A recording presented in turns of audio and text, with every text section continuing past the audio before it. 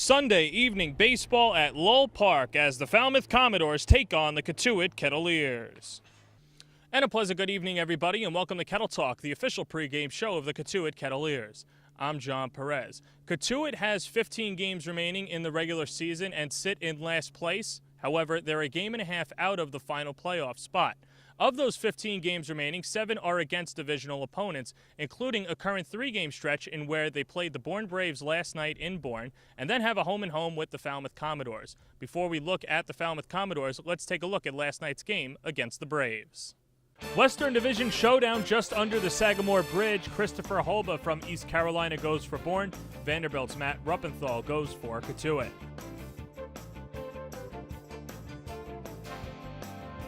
Bottom of the first, Ruppenthal in a jam, bases loaded and 1 out. Connor Wong from Houston socks the ball to left. Willie Yan comes around to score. 1-0 Braves. Top of the third with Brian Hagan at second. UC Santa Barbara's Clay Fisher at the plate. And check out this play by the third baseman, Willie Young, who uses the bare hand to rob Fisher of a base hit. Bottom three with Brennan Bro at second. Jake Magnum hits a chopper to first. Grayson Genista can't handle it. Bro comes in to score, and Magnum gets caught in a rundown. He's tagged out by Fisher, but regardless, the Braves have a 2-0 lead. Top of the sixth, after a base hit and a wild pitch, Ryan Hagan from Mercer at second and 1 out. Jack Klein from Stanford hits a ground rule double over the left field fence. Hagan rounds third and touches up, and Cotuit cuts into Bourne's lead. It's 2-1. After a pitching change, Tim Susnara from Oregon smacks the ball to right. Klein comes around to score to tie the game. Susnara would get caught in a pickle in an attempt to get Cal Stevenson to score, but Stevenson gets thrown out. Susnara ends up at second, but long story short, the game is tied at 2. Bottom of the seventh, Eddie Mole on the mound. Jan at third and 2 outs, and Justin Yurchak from Binghamton pokes the ball to right. Jan scores, and Bourne is up 3-2. Top of the eighth, another pitching change. This time it's Andrew Wantz from UNC Greensboro on the mound, and Susnara ropes a pitch into the gap in right center field. 2-run score, and Cotuit has a 4-3 lead. Bottom of the eighth, Bourne would answer right back. After Connor Wong hit a leadoff triple, Josh Robertson got the next 2 batters out, but he uncorks a wild pitch to Jeremy Ironman, and Bourne ties it up at 4. Top 9, Quinn Brody from Stanford at the plate says to Bourne, "I see your 4 and raise you 1. He bloops a single to right. Fisher comes in to score, 5-4 Cotuit. However, in the bottom of the ninth, Robertson would have control problems with the bases loaded, and Cotuit's infield's run in. David McKinnon hits a chopper to second. Hagan can't field it cleanly enough to throw out the runner at the plate. He has to go to first. Connor Wong would fly out to end the threat, but the game is tied at 5. Cotuit would have opportunities to leap out in front in extra innings, and they couldn't cash in.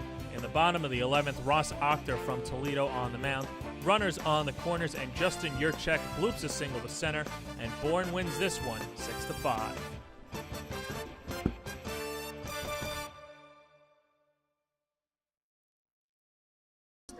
I was a little late in some situationals. With Mull on the mound, I should have walked the left-hand hitter, and I definitely had it in my head. Thought about it. There were 5 right-handed hitters behind him, and he gets the next guy out. But you can't be late like that. And I told the team, I said, you guys played great, and I really hate that, I didn't manage the game as well as I would have liked to. It's real frustrating. I mean, we did it last night, and yeah, it's a Cape League. Everyone's good, but I don't think that their pitchers were good enough to beat us like that. I think we should have won that game. I think they know we should have won that game. We made a lot of mistakes, mental mistakes. I mean, I had one at third base, and that 1 run could have been the difference, so we could have won the game. Extra inning games are always tough. You just got to grind them out, and today we're on the wrong side of it. I guess it was yesterday, 2 days ago, that we were on the right side of it. They're tough, and we wanted to get in the back of the game. Everyone's bullpen's so good that the hitters just have to keep grinding out at bats, which we've done, but just came up a little short today.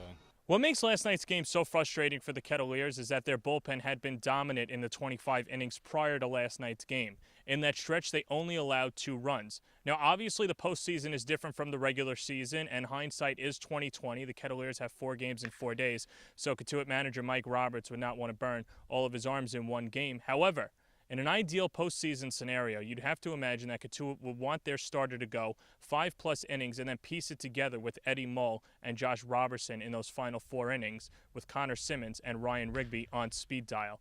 That didn't happen last night, and you'd have to imagine going forward that might be the ideal scenario. So with the loss last night at Bourne, Cotuit would have to hope that Hyannis would lose, and luckily for the Kettleers, they did. Charlie Barnes from Clemson made his last appearance of the summer for Hyannis. He's on an innings limit from Clemson. Hyannis, like Cotuit, has lost 3 pitchers.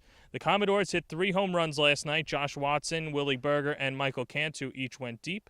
Brewster helped out Cotuit as well. They needed 10 innings but sidestepped the Gateman 5-2. Julian Infante broke a 2-2 tie with an RBI single in the top of the 10th.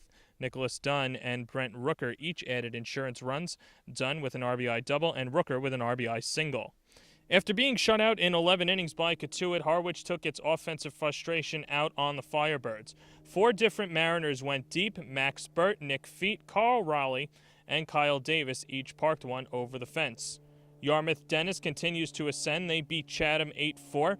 Deion Stafford Jr. hit his 2nd home run of the year. Oliver Jaski, the sophomore from Michigan, 6 shutout innings. He struck out 8 to win his 2nd game of the year.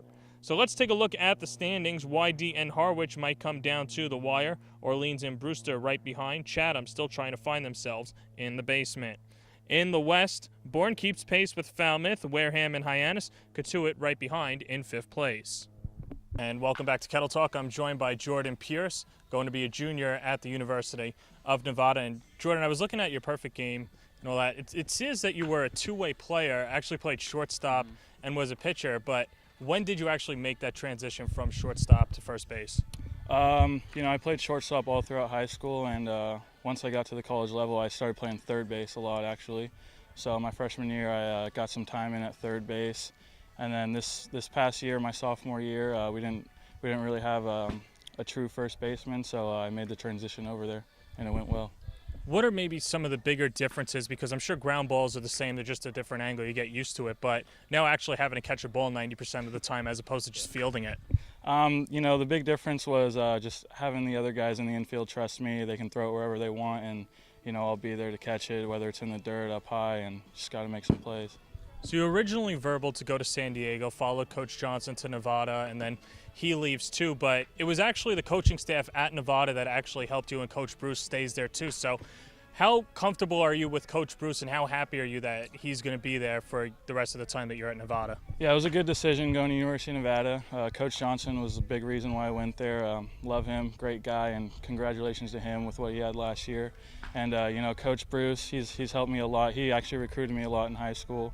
And when he came up this year, I was really excited to get going with him, and it went well.